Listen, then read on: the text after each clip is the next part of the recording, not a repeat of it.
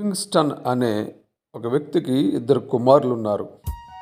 ఒక ఆయన పేరు జాన్, రెండో ఆయన పేరు డేవిడ్. ఇద్దరు కూడా పెరిగి పెద్దవాళ్ళు అయ్యారు. ఒక ఆయన అయితే మంచి బిజినెస్ మ్యాగ్నెట్గా మంచి పేరు ప్రఖ్యాతులు సంపాదించాడు, మంచి ఆస్తిపాస్తులు సంపాదించాడు, పెద్ద పెద్ద బిల్డింగ్స్ సంపాదించాడు. ఆ చుట్టుపక్కల అందరి దృష్టిలో ఒక గుర్తింపు పొందాడు. అతను జాన్ లివింగ్స్టన్ గారి పెద్ద కుమారుడు. అయితే రెండవ కుమారుడు డేవిడ్ ఉన్నారు. ఆయన మాత్రం ఉన్న ఇంటిని, ఉన్న బంధువులను, తల్లిదండ్రులను, ఉన్న ఊరిని వదిలిపెట్టేసి ఎక్కడికో ఆఫ్రికా ఖండానికి వెళ్ళిపోయి అక్కడ దేవుని సువార్త చేస్తూ ఉన్నాడు. కాలం గడిచే కొలది ఇద్దరు కూడా అలా ముందుకు కొనసాగుతూ ఉన్నారు. అయితే జాన్ అయితే ఇంకా ఎక్కువ ఆస్తిపాస్తులు సంపాదించాడు, ఇంకా ఎక్కువ పేరు ప్రతిష్టలు సంపాదించాడు. డేవిడ్ అయితే దేవుని సేవలో బలపడ్డాడు, దేవుని సేవలో విస్తరింపబడ్డాడు, దేవుని సేవలో మున్ముందుకి కొనసాగుతూ ఉన్నాడు. అయితే ఇద్దరూ కూడా వారు మరణించిన తర్వాత ఒక 50 సంవత్సరాలకు జాను ఎవరో అందరూ మర్చిపోయారు.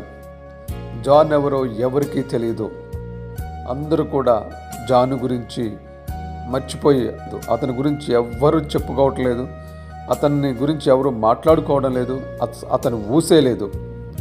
కానీ డేవిడ్ గురించి మాత్రము ప్రతి ఒక్కరూ మాట్లాడుకుంటున్నారు, ప్రతి ఒక్కరూ చర్చించుకుంటున్నారు.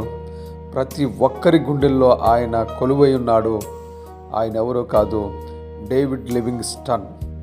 ఆయన ఈరోజు కూడా పెద్ద ఎత్తున దేవుని సేవకుడిగా మరి కొన్ని లక్షలాది కోట్లాది ప్రజల గుండెల్లో ఆయన ఒక మంచి దైవజనుడిగా ఉండిపోయాడు. కారణం ఏమిటంటే ఆయన దేవుని కొరకు పనిచేశాడు. తన అన్నటువంటి జాన్ అయితే తన కొరకు తను పని చేసుకున్నాడు, తన కొరకు తాను సంపాదించుకున్నాడు. కాబట్టి ఒక 50 సంవత్సరాల తర్వాత అతన్ని మర్చిపోయారు అందరు కూడా.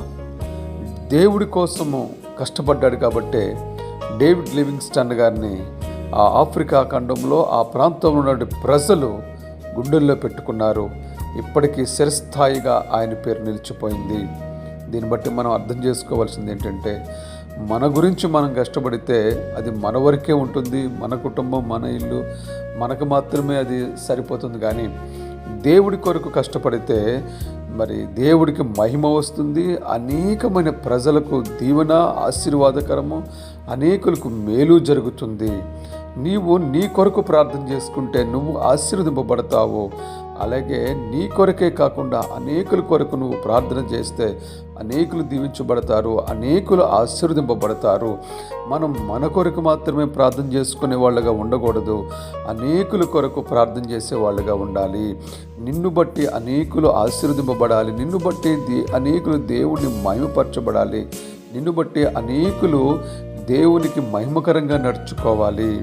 అబ్రహామును బట్టి లోతు దీవించబడ్డాడు. అబ్రహాము ఎవరిని ఆశీర్వదిస్తే దేవుడు వారిని ఆశీర్వదిస్తానన్నాడు. అలాగే మనము కూడా ఉండాలి. మనము దేవుని కొరకు కష్టపడినప్పుడు మన ప్రార్థన దేవుడు ఆలకిస్తాడు. మనం ఎవరి కోసం ప్రార్థన చేస్తామో వారిని దేవుడు దీవిస్తాడు. ఆ విధంగా మనము దేవుని కొరకు బ్రతుకుదాం. దేవునికి మహిమకరంగాను, మనకు ఆశీర్వాదకరముగాను, అనేకులకు దీవెనకరంగాను జీవిద్దాం. దేవుడి మాటలు దీవించి ఆశీర్వదించును గాక. ఆమేన్.